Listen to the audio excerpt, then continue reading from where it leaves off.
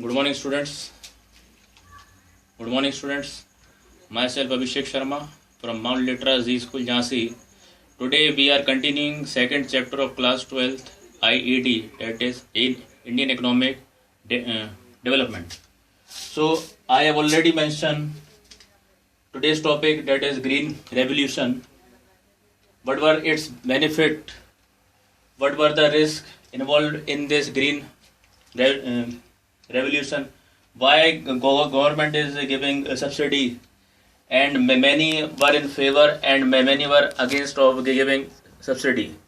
So starting with green revolution, the first point is attaining the marketable securities.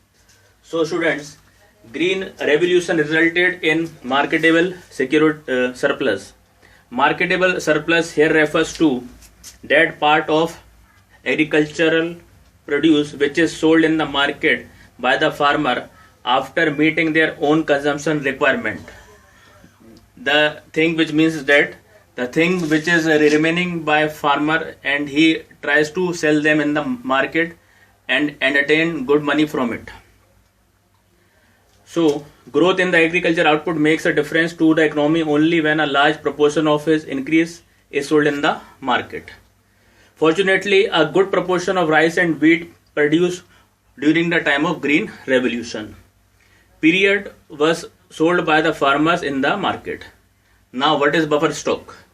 The Green Revolution enabled a government to procure sufficient amount of food grain to build a stock which could be used in times of food shortage or food scarcity, or it can be used at the time of natural calamity or disaster.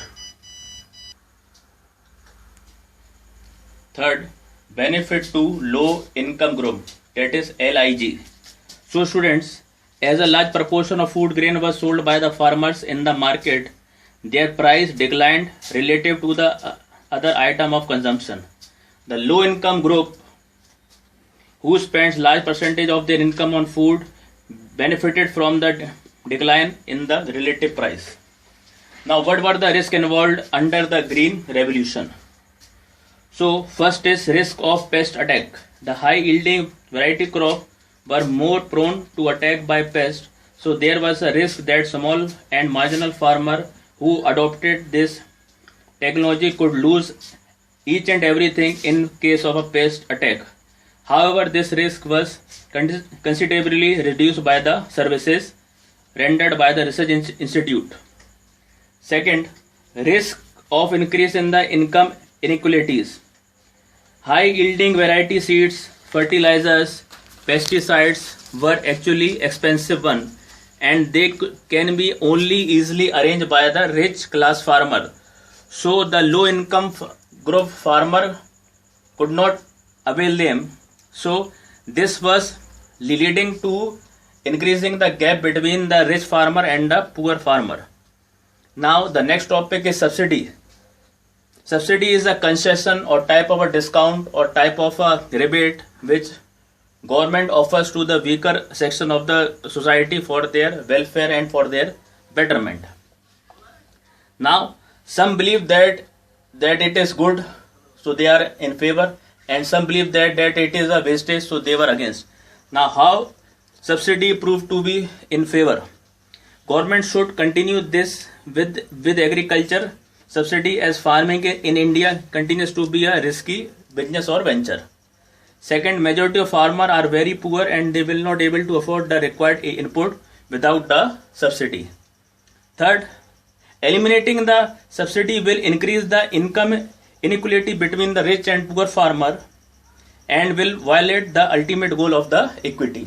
Now these 3 points were for the favor for the subsidy. Now I am going to discuss 2 points which were against for the giving the subsidy.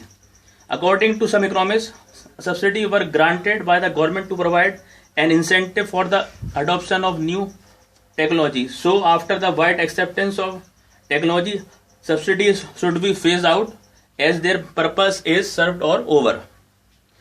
Subsidy do not benefit the poor and small farmer, as benefit of substantial amount of subsidies go for the fertilizers industries. So students, That's all for today. Thank you and have a nice day.